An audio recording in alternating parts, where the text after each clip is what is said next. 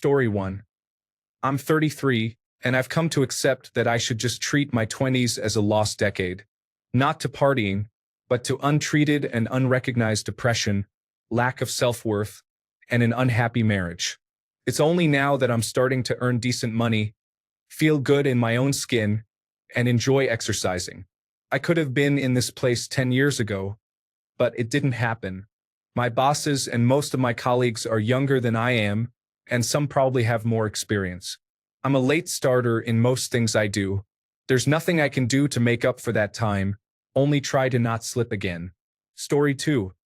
It is totally normal to feel like you are not doing good enough during your mid-20s to 30s. Everyone's path is different, and we often compare ourselves to others without realizing that everyone is on their own timeline. Instead of focusing on what you haven't done yet, try to acknowledge the progress you have made. Set small, achievable goals, and remember that it is okay to take breaks and reassess. Growth does not always look like what you think it should. Sometimes it is more about learning, adapting, and being kind to yourself along the way. Story 3. We are not defined by the corporate culture society that has placed us into tight little boxes before we were even born. There is no doing well enough. It's entirely a subjective illusion. Self-satisfaction and exploration of your mind are more important than literally anything else in the world. You could be successful by modern capitalist standards and still be a disconnected, unfulfilled, jaded individual who grows their ego instead of their awareness. Be present, find stillness, find your flow. Story 4. By doing more, it was hard for me because I was always a lazy procrastinator. My room was always filthy, my grades were bad, and I even dropped out of college after high school. It wasn't until I was 22 that I got a full-time job. First came cleaning, saving money, then building credit, then I got a car financed, and now I am back in college. I have virtually no free time, but it is better than feeling like I was wasting my life. You can do it. It will be tough, but you can do it. Story 5. Talking to my mom, who is from the baby boomer generation, she constantly tells me how she would never be able to make it in this economy at my age and feels horrible. Also knowing the majority of people right now are in deep credit card debt just to survive. Story 6. The feeling of inadequacy I experience in my 40s has largely washed away any lingering naive shortcomings of my youth. Story 7. Get to your mid-30s to 40s, then to 50s, 60s, and so on, and you may feel that you are not doing well enough for your age. As you get older, the feeling can persist. Societal pressure can be challenging. Story 8. Learn to live in the present. I have been working on this myself, and it has been very helpful for my life. All you ever have is now. Yesterday and tomorrow do not actually exist. It is just your brain's way of trying to make sense of time. So what is the benefit in the present moment of dwelling on what you have done up to this point? If you want to make a change in your life, make a plan and get to work with a positive spirit. Good luck. Story 9. Good enough for whom? If you are happy and doing your best, that is all that matters. Do you not think you are doing well enough personally? The way to address that is to have a plan to improve or become better and work on that plan. Story 10. When this thought pops up, I challenge what good enough looks like because it looks different for different people. Story 11. I think it is about remembering everyone moves at their own pace and focusing on small wins. Progress is not always obvious, but it adds up. Story 12. At 22, I have realized there is no clock that I have to jump to the beat of. In 100 years, I will be long gone. Anything and everything I do before then is time well spent, as long as I am living and doing what I love. I will not regret that on my deathbed. Story 13. Realizing that how far along people are in terms of their phase of life or financial situation seems to have no bearing on their ability not to be completely miserable. It is not a race, plus you die at the end. No need to rush. Story 14. I sacrificed my health and well-being on a quest to be good enough. And I got it. And I still don't feel like I'm good enough. I accomplished every goal I put in front of myself. I am well off, well respected, and well liked. And I am not good enough. If you're like me, the insecurities you were gifted when you were young will persist. You'll never be good enough for yourself. And you'll never be good enough for your family. So find someone else to be good enough for. I am good enough for my cat. I trust him. Story 15. By pushing myself even harder, sacrificing my health, happiness, and time until I felt like I was doing well financially. For more context, I dropped out of college, enlisted in the military and communications, lived as cheaply as possible, and paid off my $30,000 in student debt. After my 4-year contract, I took my experience to the private sector in a government and military communications company. I worked nights and weekends and picked up as much overtime as possible. After 3 years, I had enough money and income to secure a mortgage on a house. Additionally, I got a little banged up while enlisted and now receive Veterans Affairs disability benefits at 70%. If I did not have the Veterans Affairs disability, I would have stayed with that company that paid well. Since I have the extra income coming in, I decided to take my experience to a nonprofit organization that I liked for a considerable pay cut. I now make enough to get by, own nearly half my home, and every day I get to work for a team I believe is an intrinsic good and is worthy of my time. I enlisted at age 24. Now I am 32. Story 16. By not paying attention to what people put on social media, you cannot get a real picture of what normal is from social media or media in general, really. Everything is so fake and curated, and there is so much inherent selection bias. There is no way you could ever get anything but a heavily warped perspective from that. Basically, I stopped judging myself against what others were doing and started judging myself by my own standard. Story 17. I guess the first step is to get in that situation and acknowledge that you feel bad. Now, remind yourself that you have done everything on your to-do list. Tell yourself it is fine. Maybe consider putting it on your to-do list not as something to do, but as a reward. First, it may feel silly, but don't stop. Tell yourself that it is your right, your own little reward. Fake it until you make it. Allow yourself to enjoy life. Life isn't just a to-do list and then dying. Story 18. Getting off social media and acknowledging that I am exactly where I need to be in life and that I am doing well. Story 19. Still working on it in my case, to be honest. Then again, I am one of those individuals who can be labeled as a slow learner for everything. My career literally just started last year. I am 27, and I feel like I just barely entered adulthood, and I am beyond lost. Story 20. I just asked myself if I am okay with what I am doing and the choices I have made. The answer is yes. Also, those people I might have been envious of, they have their own problems that I am blissfully unaffected by. My life fits my choices and preferences. Story 21. My previous manager once told me that everyone is winging it, as in nobody knows what they are doing. I do have these feelings often, but I try to reason with these thoughts and try not to let them consume me. Story 22. Sometimes it helps to remind myself that everyone starts somewhere. Progress over perfection, you know? Story 23. Everyone feels like they are not good enough. It is normal. My feeling this way is in no way unique, and I need to work on bettering myself. Story 24. You cannot control anything besides yourself. You cannot compare yourself against the world. No matter how high you climb, you will always consider someone there or higher. Now take that feeling of it's good enough and let it go. It will come back and guess what? Let it go again. Then guess what happens? Comes back over and over again, each time with a little less feeling. Now go do this for the rest of your life. Story 25.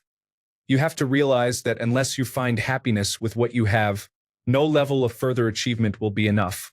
There is always going to be someone richer, stronger, and better looking than you. The most successful people out there are often fueled by deep feelings of inadequacy. Yes, maybe it drives them to do great things, but for them, it is never enough. Story 26. Even Dave Thomas didn't have a high school diploma until he was in his 60s. Given that he helped the drive-through restaurant become mainstream, you can still achieve a lot without having all the same accolades as everyone else. Story 27. Same, my friend. I am 33 this year. I have been taking classes towards a degree, got a new job, and I am starting to work out more often. You have to want it and try to get there. Story 28. By reminding myself that my baby boomer generation parents completely compromised their children's chances. We aren't a generation that failed to launch. We had the fuel stolen from the rocket before we could even try. Story 29. I just stopped comparing myself. My happiness depends on me. I tried everything I had to try in my 20s without any regrets. Now I focus on the good and it works well. Story 30. By realizing that we are all going to die, why spend that time stressing about those things? I would really regret it if I died tomorrow and today I was hard on myself for not being like someone else. If I am not content with my situation, I will create a strategic plan to change, and I know that being hard on myself does not change anything. Story 31. By understanding whose goals I was trying to achieve. The default life a person goes through is told to you so much during your upbringing that it is tough to really understand where you are in all of it. When you really decide what it is you want out of life, it all calms down. For me, I did not want to chase money. I wanted to chase harmony. It took a lot of time and work with my spouse to find our harmony, and we are not great at it, but we sure try our best. I could make more money, but I do not want a job that takes more from me. I want to show up as much as I do and no more. Story 32. I am a college dropout who spent the earlier part of my 20s figuring things out and struggled a lot with comparing myself to others. Now, my past self would say I am successful, but I think it's just impossible not to compare yourself to people who are doing better than you, especially with what social media is today. That being said, I believe that having something you can take pride in releases some of that pressure. So, putting hard work into your career, family, or even your own physical body is important. Story 33. Realize that the view from the top is worse than the view from the bottom, well, not the bottom, but maybe halfway up at most. Story 34. Looking up income percentiles for my area puts it in perspective when you start running the math and figuring out that as hard as you think you have it, there are thousands of people in your own community doing substantially worse and you would never know. Story 35. Having a job with a lot of responsibilities for someone my age, having peers at the same level old enough to be my grandparents while occasionally managing people old enough to be my parents. The pay helps too. Story 36. A part of me feels that I missed out. I literally still don't have friends. Seriously. I guess you could call my sister my only friend. Even then, I keep a lot to myself. I didn't party or travel, but I am content in some ways. I am worried about relationships, though. I haven't dated either.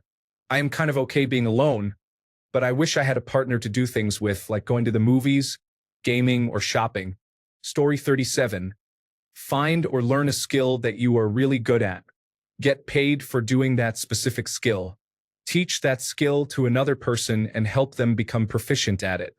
This is how you create a legacy, and it works in both family and business life. Story 38. I wasted my 20s. After high school, I just floated around from dead-end entry-level position to entry-level position. I was miserable. I hated my life, hated myself, and hated our world. Poverty is a trap that is so difficult to escape alone. I don't know if you or anyone who reads this is looking for advice, but I got into trade work and highly recommend it. Specifically, I became an electrician. I started my electrical career feeling depressed and so broke that I would steal food from Walmart. Now, not even 5 years later, I am about to buy a home. I have a new car. I am in a very happy relationship, and I am already looking to find out what I am going to do next. As they say, you should have a trade to fall back on. Now, I am trying to figure out what I want to fall from. Any trade should provide a path. For me, that is what was missing. A path, a way forward. Anyway, I hope this helps anyone who reads. Story 39.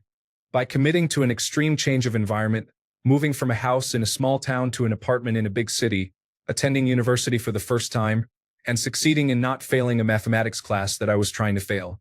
Story 40. I stopped to take a look around at what I had and how I was doing. I realized I'm not doing well by my standards, but when comparing myself to others, I'm doing pretty good. I also took a look at what is likely in the next 5 years and what isn't. Story 41. Starting over at 36 has actually relaxed me. I took a long time to complete my Master of Science degree, and then I failed to really do anything with it, so I stressed about both of those things. I was dismissed from my previous job due to discrimination, and that motivated me to take action. I am now progressing through a second Master of Science degree in 8 months in a new field, and I feel so refreshed. It seems like I should be more stressed about it, but mostly I am just optimistic. I have finally made the right decision. Story 42. Letting go of the toxic comparison culture that I was raised in and trying hard to make sure that the new generation in the family will not be subjected to that same negativity, at least when I am around. Story 43. By realizing that almost everyone feels that way at times, we are all just trying our best for the most part. At some point, you have to stop being so hard on yourself, or you will just get burned out on the feeling of always trying to catch up to an idealized version of yourself. Being realistic is key. Nothing and no one is or ever will be perfect. Story 44. It was only a few years ago. I am 49 years old. I have been a pilot, moved to technology, and have been a vice president and chief technology officer of 2 companies. But I always felt not good enough. I stepped back and became an individual contributor and developer instead of managing. I had to humble myself. I keep a journal now where, every day without exception, I write twice a day one good thought or idea. And that changed my life. I am 1000% more confident and happy. There are days I am struggling. I have the most loving wife of over 21 years who will sit on the couch and write in my journal so that it gets completed. She will likely never read this, but she saved my life. Story 45. I am where I am. I cannot change the past, but I can aim for the future. And if someone else tells me I am not doing good enough, I say who cares, no one asked you. Story 46. Honestly, deleting Instagram and TikTok just for the month of January has helped me tremendously. I stepped away from the constant bombardment of comparison. Focusing on my real life and my real friends reminded me how good my life actually is. Story 47. I just have to acknowledge where I am in life, and I just keep going little by little, day by day. I take breaks when needed, ask for advice if available, and try where I can. Story 48. I am 29 and for a while, I felt stuck compared to everyone else. I would see colleagues who soared while I was still searching for direction. Then I realized half of them were just faking confidence. The truth is, we are all figuring it out at different speeds. Sometimes you just have to pick a path, learn from the bumps, and pivot if needed. Each day, your experiences stack up, even if you are not seeing the results instantly. In the end, comparing timelines can keep you from what is meant to be yours. Keep moving and cut yourself some slack. Story 49. Realizing that everyone is running their own race, and just because a friend has everything put together, doesn't mean it will stay and doesn't mean you cannot pass them. Story 50. Capitalism wants you to feel that way, as an employee and as a consumer. So you work really hard your whole life with a couple of achievements to fill that empty hole in your soul. Stop playing along. We need higher learning, and less higher learning. Story 51. Living in the present, doing things the authentic me wants to do, and making myself smile more even if I look crazy or weird doing it. Whenever I go for a walk near my apartment, there is a portion of the road that does not have a sidewalk. So I walk along the curb, arms outstretched, and pretend I am walking the plank or on a tightrope. I giggle the entire time despite being 26 years old. Simple stuff like that really makes me feel like I am living a good life. Story 52. I just concluded that the game is unfair and started to blame everyone else just like everyone else. Story 53. The majority of people who are doing well basically have a couple of trailers on top of each other and are individuals that are serving others or spending time in some kind of service in order for others. They are bound to have some sort of comfort and meet some sort of expectation. Nothing will ever be free, and it cannot be that everyone is a winner since only the top 5% of earners in the world bring in 150,000 United States dollars. I'm sure it feels good, but there is so much that can go wrong after you do indeed do good enough. Then there's the fact that if I were head of a family and I decided one of the children growing up should be harmed, there is nothing the child can do about it. It just reinforces my notion that life is a joke. A waste of time, but time nonetheless that must be served. Thanks a bunch for sticking around till the end of the video. Remember to subscribe, and until next time, stay awesome and goodbye.